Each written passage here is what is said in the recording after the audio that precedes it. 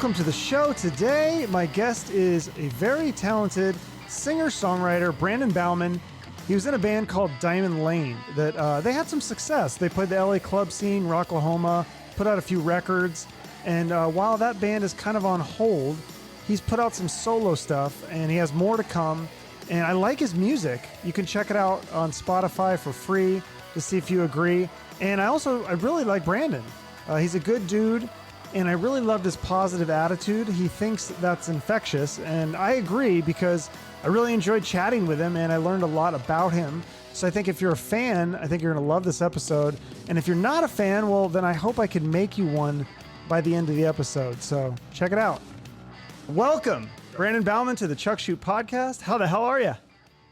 Woo, I'm doing fantastic today, Chuck. How are you? I like the energy. I don't usually get that. You'd be surprised. I have to work my way up and build people up with you. A lot of times I get hey, I'm fine, doing all right. And then I have to pump them up. You're pumping me up now. I like it.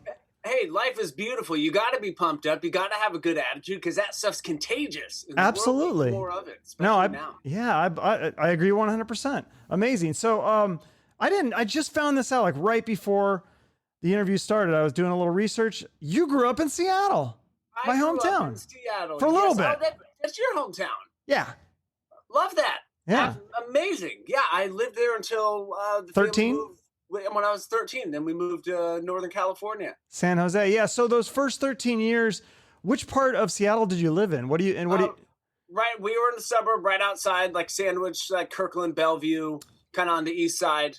Before Bellevue was Bellevue, the way it is now. But so just being in that proximity to all that action, when I'm first discovering music and growing up is just surreal. Yeah, I heard you say that you listen to KSW. I was like, that was my rock station. That's pretty cool. So that had a little bit of an influence on your music because you're hearing a lot of the Seattle bands. I think there's a game that if you're ever back in Seattle, play this game. It's I think every third song is a Seattle band. If you listen to that radio station, we play they cannot go 3 or 4 songs in a row without playing a Seattle band.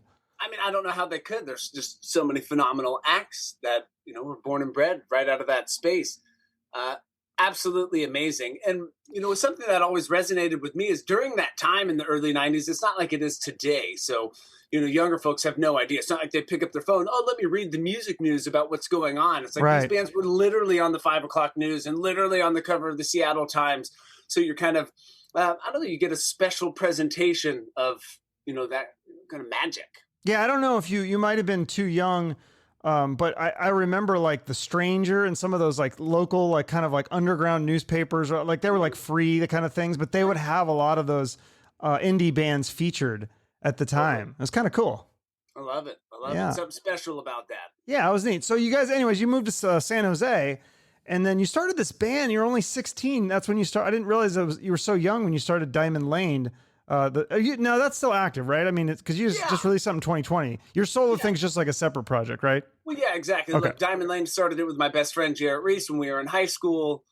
And just, eye on the prize, going for the highest of heights kind of situation. As long as both of us are alive, the band will always exist. Okay. Right now, it's not the main focal point, kind of shifting gears. And I've been focusing on the solo stuff for the past, short few years. And it's been extremely rewarding, to kind of know that element is always there. I mean, half a dozen or more records, lots of touring, a lot of history, it's pumping through my DNA. So it's not something that just, eviscerates if it doesn't get the attention. Right. So again, you're 16, you're so young. I mean, I remember when I was 16, I was just reading Metal Edge and pretending to play guitar. And you're playing in this band that goes on to play all these LA clubs and Rocklahoma, and you're on Sleaze Rocks and all this stuff. So was that your first band, or how long had you been playing music? First and only band.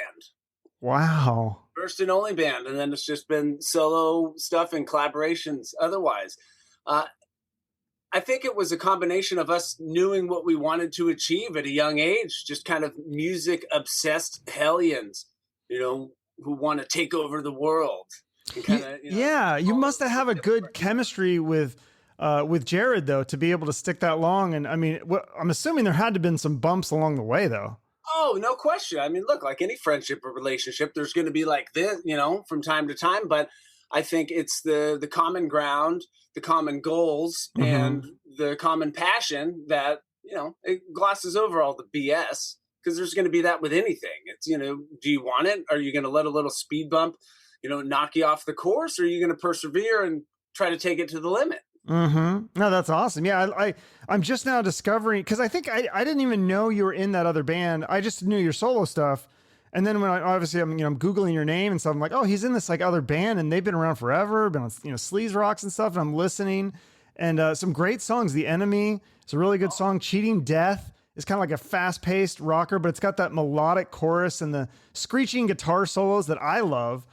Is that kind of what you guys were going for? Is kind of more of an 80s rock kind of feel? Well, I think initially, sure, that was, pumping through our veins. We worshiped, back in those days, bands like Metallica, and we loved all things the 80s. I mean, it's funny, our first record that we put out, Cut to the Chase, which is not available anywhere for proper reason, was in 2004. And we had a song in there called Hollywood Hero about, moving to Hollywood and doing the thing. And then fast forward and, it's actually, what happened. So super magical. But to circle back and be clear on your question, sure, I think, that 80s factor of, having great guitars and big hooks and sweet solos, that was always, on the forefront of our writing process. And of course, throughout the years, we continue to evolve and find our own identity through that. But certainly in its inception, those were quality components of consideration. Awesome. Yeah. So like I said, on Sleaze Rocks, you did a lot of the LA clubs. You did Rocklahoma. What other highlights do you have for that band? Rocklahoma was just so awesome. What a cool experience.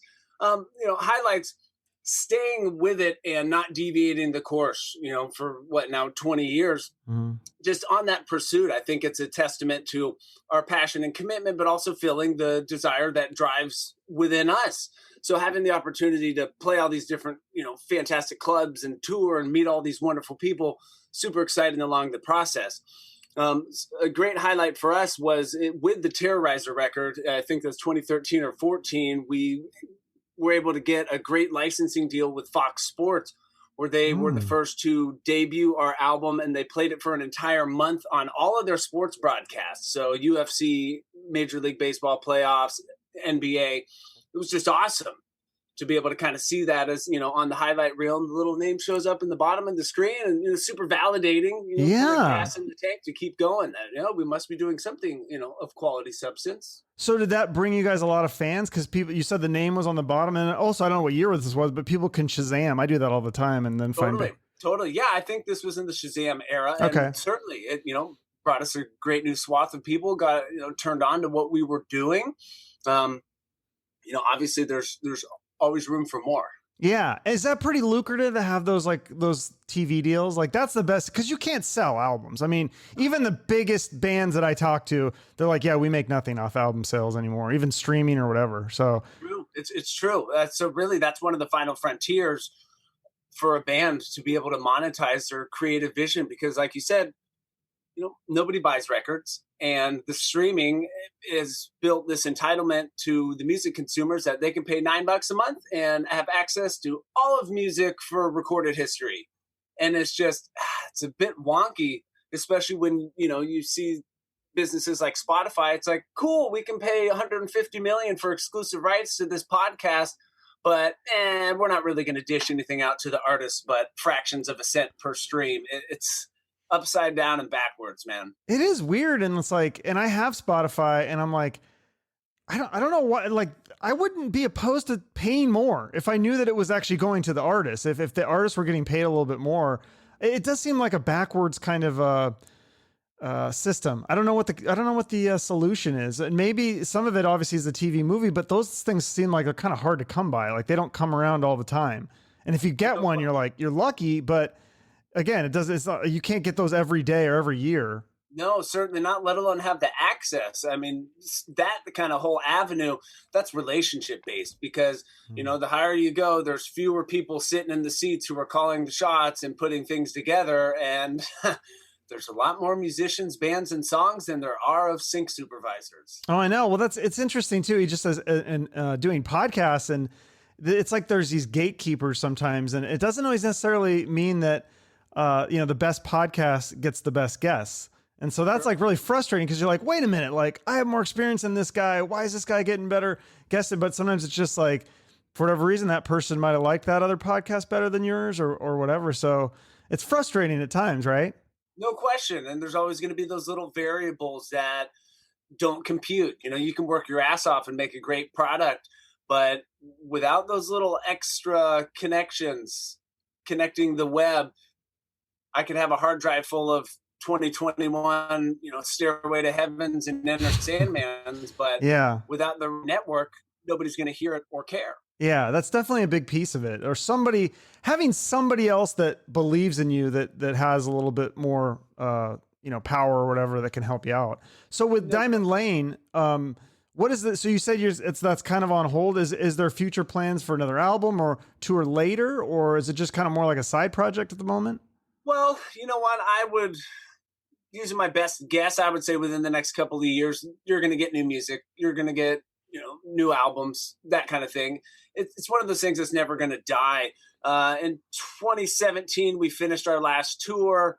And of course, you know, the toughest part about being in a band is keeping everybody, all 5 unique individuals, focused and headed in the same direction.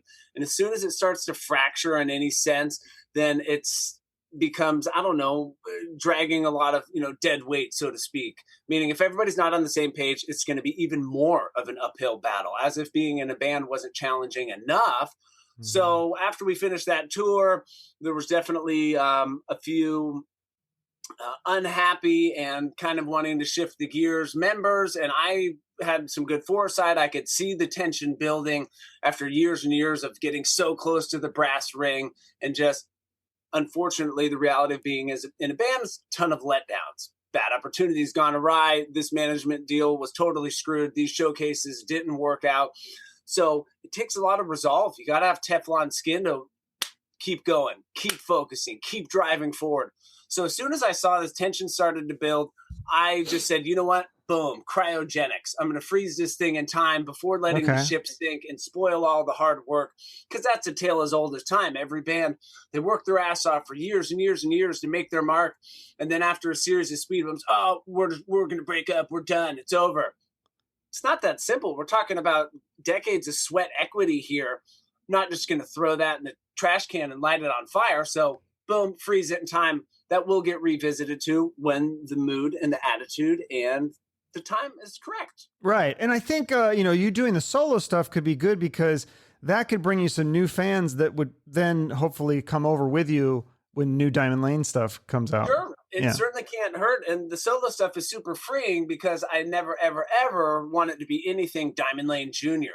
So it gives me total creative license to do whatever I want, whatever I'm feeling, and not have to kind of fit it into a box. Right. I was going to say that the solo stuff is very different than Diamond Lane. Like Diamond Lane, like I said, I think that's more like kind of straight ahead, aggressive rock, metal, whatever you want to call it. But the solo stuff is more kind of alternative, kind of poppy. I guess there's some other stuff that it's very eclectic too.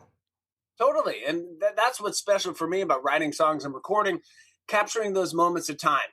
Because I'm not going to feel the way I do today next week, let alone last week. So when you're recording and writing, being able to just bottle that for all time and then just keep the train moving forward. That's what's so special about writing songs for me.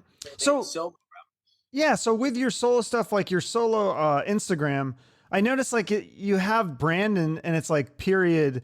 It's like, is Brandon an acronym or is that just something you did to stand out, or what's the story with that? Just Brandon B, because geez, there's a million different usernames and, iterations. So instead of throwing some numbers on there to make it unique or, whatever, that just Brandon B. Okay. It's been my name forever. There we go. Okay. And then the latest single is called None to Spare. And like I said, I feel like this track especially is kind of like a poppy alternative kind of thing. It's got really cool artwork. Now, how do you as an independent artist get that kind of artwork? Because that looks really fancy. Like, do you have a friend do it for free? Do you trade like a song with an artist, or do you pay somebody? How does that typically work? You pay somebody. You hire the right people. I think it's about keeping your eyes open and seeing what, kind of piques your interest. That's the power of the internet. I was able to connect with this artist who lives, in a different part of the world. and you kind of just earmark it. I remember coming across his stuff on some random page at the beginning of last year, and I said, hey, I'm not ready right now, but I would love to collaborate with you on some artwork for some releases. And so we just stayed in touch, nurtured the relationship, and are able to move that forward. His name is Attila, Luis Attilano. He's just absolutely amazing. On Instagram, I think it's tadpole_Attila. He's just phenomenal artist. And so it's awesome to be able, for me, expose him to people who might not ever see his stuff, at least in my sphere. So it's really cool to be able to connect those dots, and is one of the positive things about the internet, for sure. Yeah, no, I love that. I think it just depends on your style, what you like, but I like that artwork style. I like the music, believe it or not, because probably a lot of people think, that I'd be more of a Diamond Lane fan. I'm actually both, though. I do like your solo stuff, like the song, What Do You Want? It's catchy. I mean, it gets in your head. Like a lot of these songs I'm listening to, and I'm like, this is good stuff. This is catchy stuff, that songs that are well written. And like I said, they get in your head. That was kind of how it was designed? Well, most definitely. I think there's a lot of value in being able to boil something down where it's very digestible, because therefore you're going to remember it, and it's going to give you those little earworms. And I've always been a fan of great melodic material, catchiness. That's always been on the forefront of, my particular writing style and things that I like. So thank you for the compliment. I'm glad to hear that resonates in that fashion. Yeah, I think it's tough to get it out there. So that's why I'm glad that I'm having you on the show, so people can hopefully check it out. Go on Spotify right now. I know you guys don't like Spotify, but we want to get your growth out, and then they should come and see you live. Are you going to be touring with this solo stuff? Totally. I would imagine next year there'll be some more live dates popping up. When I released my debut solo album last year, it was at the very end of January. I was able to get a handful of shows off, and then, pandemic world came crashing down. So I had to scrap a whole summer tour. Actually, Dusty Bo and you had on the show. Yeah, I love Dusty. Yeah, me too. How do you guys know each other, by the way? I was going to ask you that. Longtime friend. Absolutely. Yeah, we lived together for a number of years. Did you meet in LA? We did. We met in Los Angeles in 2009. We both moved there. Oh, okay. Our circles and paths intervened, and here we are today.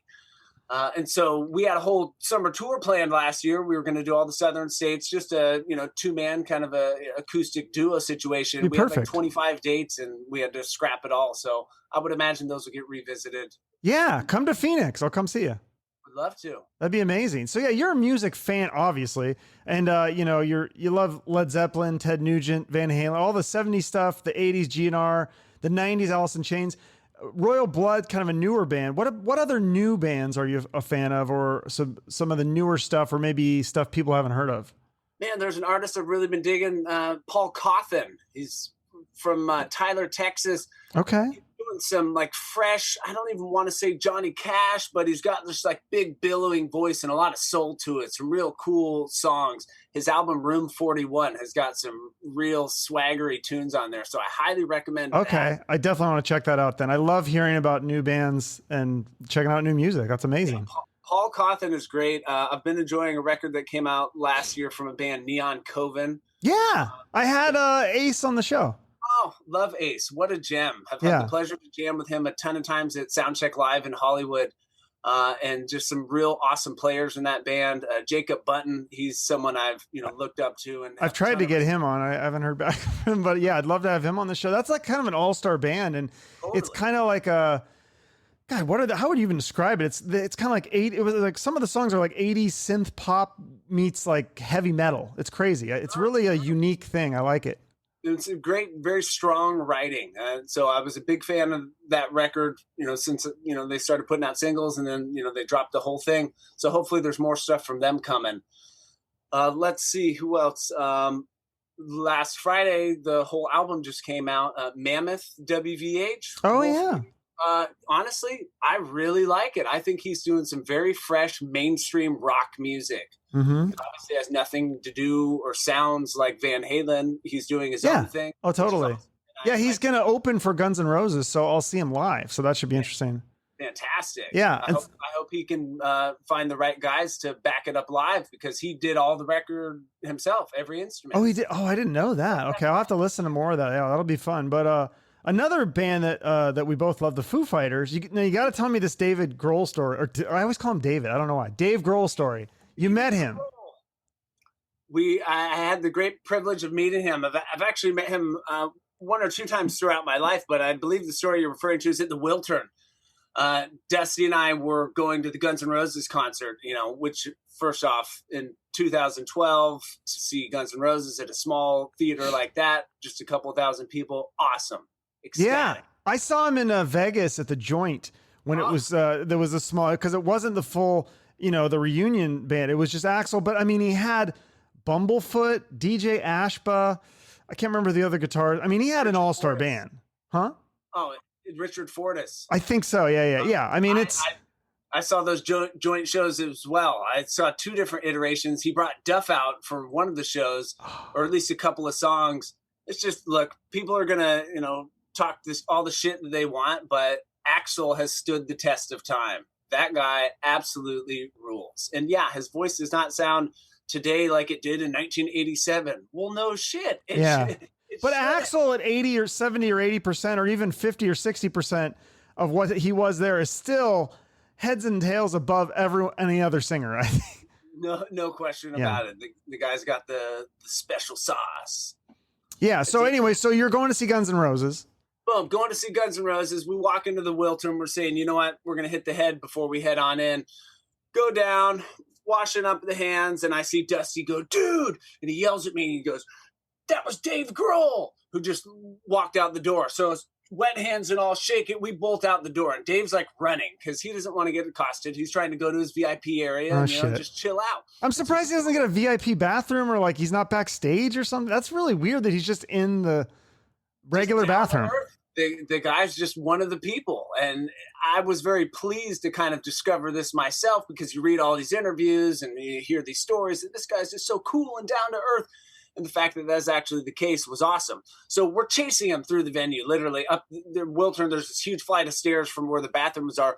And we're dead sprinting, dodging in and out through the crowd, not losing sight of where he is. And we see him slip into this, behind this velvet rope. And so we're just bold. So we stay on our hot pace and kind of flash our tickets and blow right by the security guard to get into this area. So wait, you had a ticket to the VIP though, or? No, we had a ticket, just, a general admission. So it was close. Okay. The security guard wasn't paying that much attention apparently.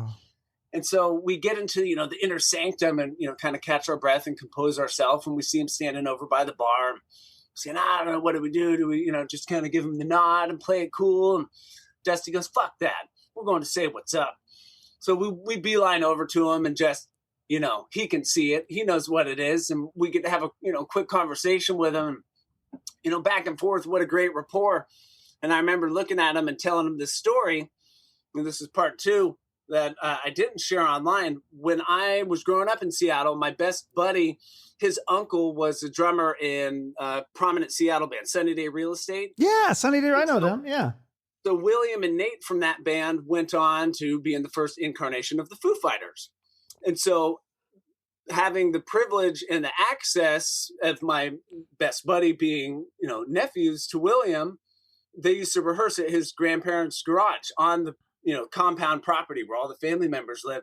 So we used to get to sit on the floor and watch Foo Fighters rehearse in the garage in 1995, just before they were even anything. And so it's kind of like a mind-blowing moment. Wow. I just remember it being so hot and sweaty. Dave's in his white T-shirt that he would always wear back then and just yelling into the microphone. And I'm just thinking, like, this is insane. Like, I got to get in on this. And so fast forward, we're back at the Wiltern, and I get to regale Dave with this story. And the whole time he's kind of cheesing it up, like very intently tuned into what I'm saying. And then as soon as I finish, I said, and so basically, Dave, you're one of the main reasons why I'm, kind of doing what I'm doing today. You helped light that fire. And he looks me dead in the eyes, goes, well, sorry for fucking up your whole life. And then threw his head back and started cackling. Oh, what a great memory. And so he bought us all a shot of Jaeger, and we took a photo and called it good. That's amazing. So, but he was trying to run away from you, but then once you caught him, he's like, well, shit, I can't be an asshole. So then he's just cool and down to earth. Well, so I don't necessarily think he was trying to run away from us. He just knew, hey, I'm exposed. I'm out in the wild. Let me get back to my security, so to speak. Yeah, it's just interesting that he wouldn't have some sort of secret celebrity bathroom or something. Gotta love it. That's crazy. So are you kind of friends, or you know some other pretty big name musicians? Scotti Hill from Skid Row. How do you know him? Scotty's a great guy. We got teamed up to play together on a couple of songs at Malcolm Young tribute at Soundcheck Live in Hollywood. Okay. That every week, Steve Ferlazzo and the house band would curate and just kind of put different players with different people for different songs. So it was an awesome opportunity to get to, jam with those guys. And we just struck up a friendship and stayed in touch and, jammed and worked on some songs. And it's just really cool, down to earth, positive guy. I really dig Scotti. Oh, that's cool. Yeah, I'd love to have him on the show. I had Rachel on. That was a lot of fun because Skid Row that was probably my number one favorite band in high school. I loved them. Legendary. That Slave to the Grind record. I was just cranking that the other day. Still holds up, baby. Yeah, so good. And then on those videos, I don't know if you ever watched their home videos, but they are so funny. They're such a funny band. I always just looked at that band and go, I want to hang out with these guys. This looks like so much fun. You can tell. And when you see a band and you make that, kind of connection that these guys are having fun and enjoying what they're doing, that just makes it even more infectious to the listener, because they kind of, brings them down to earth as real people, as opposed to, like Axl, for instance. I'm sure he's a super nice guy, and I'm sure he's hilarious and fun, but that's not the perception.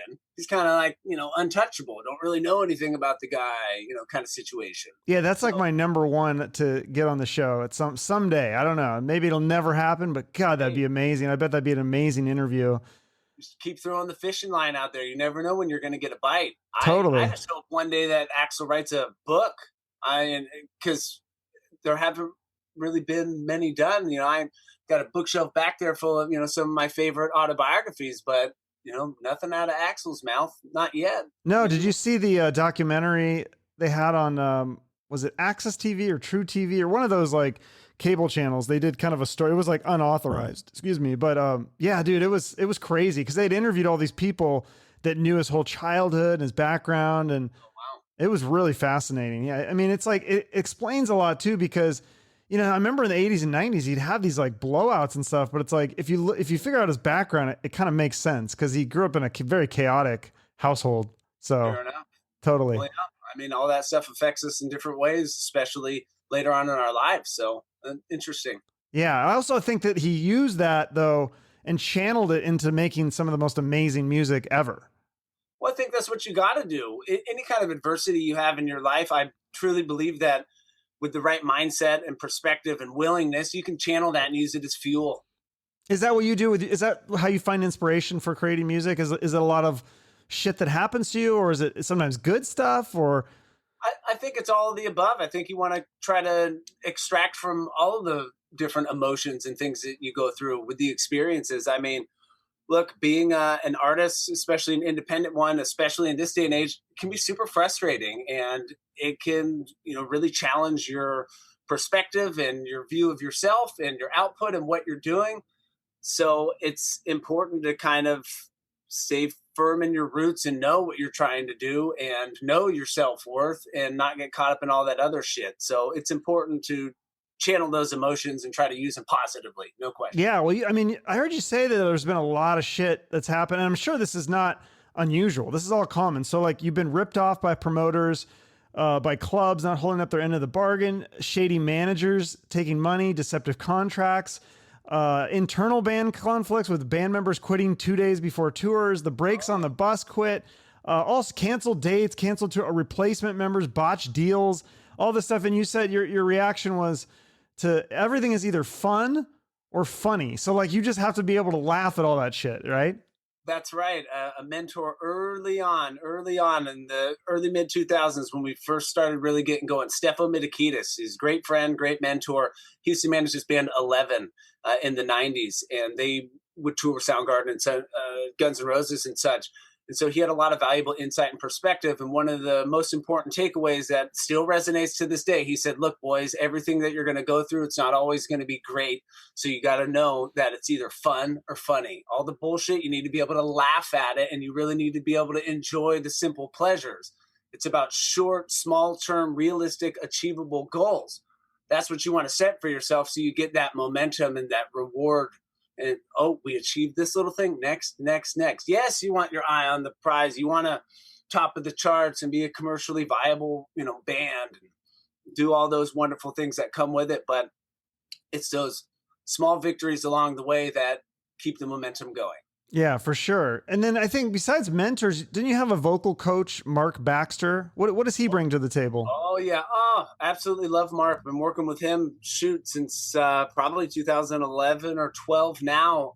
For me, you got to be a student of the game. Everybody's blessed with either an inherent set of skills or a work ethic willing to do what it takes to polish those skills or continue to grow. I will always be a student of the game. And that's where Mark comes into play, because he challenges me to think differently about the art of singing. And it's all mechanics. You can't change the strings, on your guitar, so to speak. Your body is your instrument. So you need to know how to take care of it, how to nurture it, how to stretch it, grow it, and challenge it so you can keep getting better and better and better.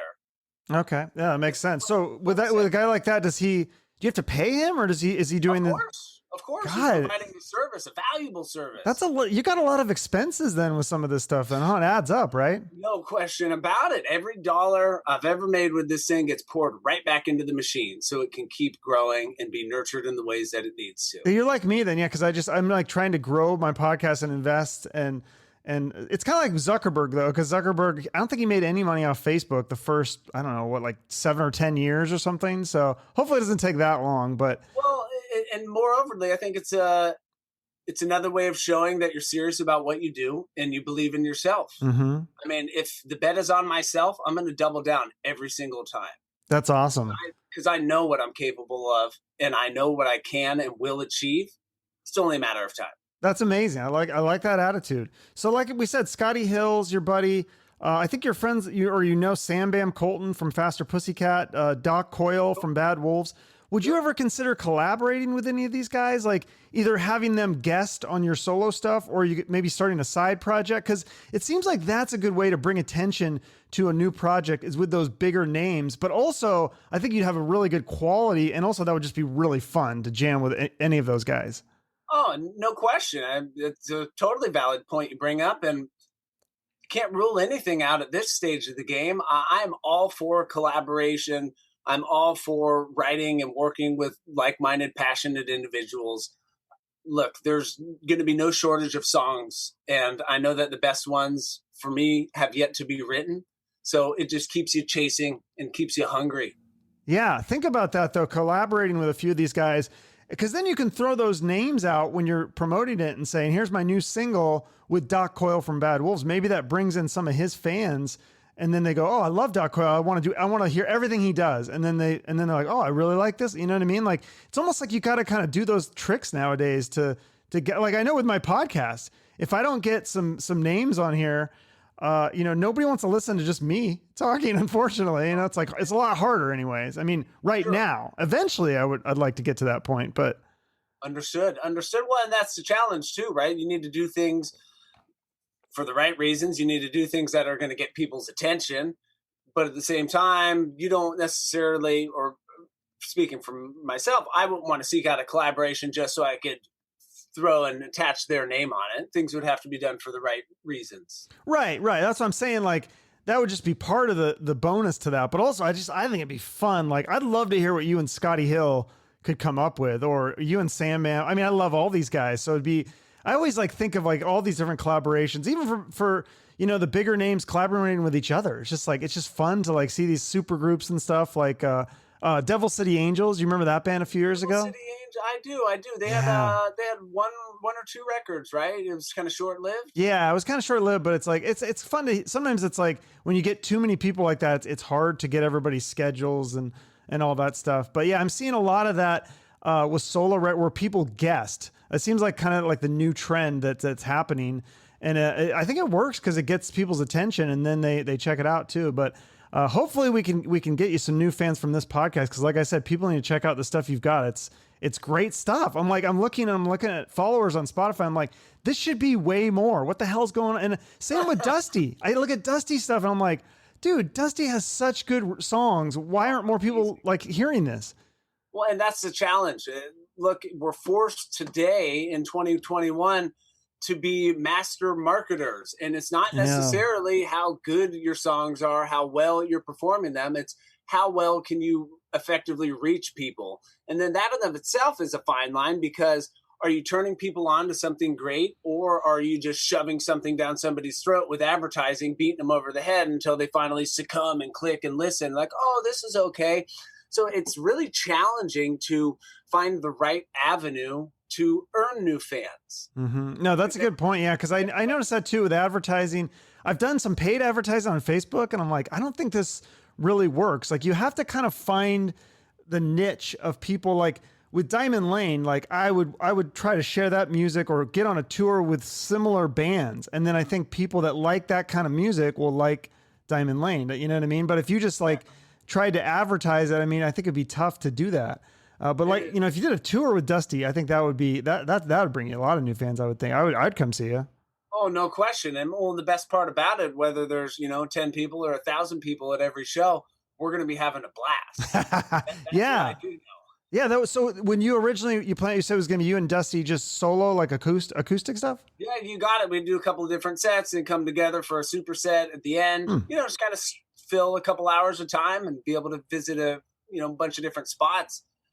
Because while we were still thinking that this was going to happen, it was before all the restrictions got super crazy. Sure. So we were scaling down the venues and, different atmospheres. Oh, this was going to be more outdoor based, et cetera, et cetera.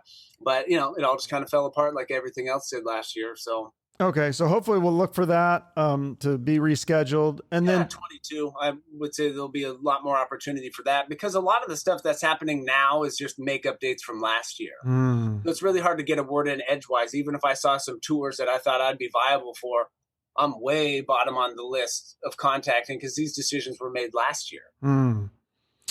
Yeah. Well, tell me also, besides music, you do voice acting. I thought that was kind of cool. You were in like a video game, and I love it. I love voice acting. This is something that kind of came, I don't know, as a byproduct of being in a band. And sure. The graphic artist who did our World Without Heroes album cover contacted me saying, hey, I'm actually doing a commercial for Brisk. And, we need someone, to help with the theme song and, kind of be in the promo. And so I was able to get dialed in with that. And that was my first, voice acting situation that came by proxy. And it kind of like set off a light in my head. It's checking the boxes. I'm still doing what I love, which is using my voice and being creative. And it's not squandering the lifetime of, mechanics and studying that I've done to get to the position that I am in. So I just kind of leaned in and started taking some private coaching and learning more about the voice acting realm and taking it a lot more seriously. And then this past year, I was able to land a video game. It's called Lieber. It'll be out, I think, later this year or early next year from Olkin Games. It's just awesome being you're the main character, right? Yeah, I'm like the antagonist, this like gruff cowboy time traveling guy. Hey, let me tell you something there, Chuck. It's awesome to be able to do that and then kind of see the game come to life. It's been totally mind blowing. So I can't wait to have a copy of that in my hands. That's a good way to pay the bills too, right? Because I mean, that's something that pays a flat rate. You don't have to worry about like, it's not like streaming with Spotify or whatever. Yeah, exactly. Because you're doing the work, and then, in voice acting, you kind of got to do the work, do the audition, and then just keep moving on. Mm-hmm. You can't, oh, did I get the role? Or when's this coming out? Right. You drive yourself crazy because it operates on a totally own different timeline. But, again, it's just one of those things. You do a great performance and it's cemented in time. And, you have that nice little, kind of star to keep you motivated to get to the next one. It's been a nice experience to add that in combination, with all the music stuff. Right. And that's got to help you with when you, use your voice and learn about your voice and practice things with your voice and all that stuff too, right? Yep, no question about it. It's all maintenance and just challenging yourself. That's really cool. So what else is on the future? Anything else in the works? When is the full solo album come out at some point? Or yeah, so I'm gonna have some more singles coming out starting next month, and then kind of do the every think more August, September. There'll be 2 or 3 more singles before I think an album, maybe an extended EP comes October, right around there of this year. So just constantly writing, prepping and planning, trying to, just keep raising the bar for myself and put quality music out into the universe. That's what I want to do. And then I forget, I can't remember, was there merch on your website that people can get? Because that artwork is really cool. Like, I don't know if that's... Yeah, no, I have some stickers, magnets, some cool trading cards. Oh, here we go. Store. Yeah. Okay. I didn't. Oh yeah. Cause that artwork is just so cool, man. I love the way the guy that put the skull, people need to definitely check that out. It's a cool song too. He did a fantastic job, and he's doing the artwork for all the upcoming singles and the album. So it's all just gonna, kind of tie in with this chapter, and then we'll figure out whatever the hell's next. Awesome, man. I love it. Well, is there a charity that you like to support or that's near and dear to your heart that you want to give a quick shout out here at the end? Alzheimer's Association. Okay, definitely. Absolutely. I'll put that in the notes. And they're doing good, important work, trying to get some more information to get a leg up on this godforsaken disease. Yeah, that's a tough one, man. It's so hard to see that with people you love and see them. My grandfather had dementia, which is very similar. And it's just hard to, it's like he wasn't himself. It's almost like they die before they die in a way. Like, cause it's like the person that I knew as my grandfather that was quick-witted and sharp and had great stories. I mean, he just wasn't this. It's really sad. So yeah, I'd love for them to find a cure for that. That'd be amazing. Yeah, they literally get robbed of their shine. It's been destroying my mother every day for damn near 10 years now. It's just heartbreaking, literally just robbing her of, everything. It's heartbreaking. Yeah, that's awful. 10 years. See, and it's such a long time to go through such pain. It's highway robbery, man. Yeah. And you almost mourn them while they're still alive, which is like the extra fucked up part about it, because there's nothing you can do. Totally helpless and powerless. And when all the doctors saying there's nothing we can do, it's like, what? Then that's where the money needs to be dumped in. Let's get some science and R&D going so we can figure out what the hell is going on here.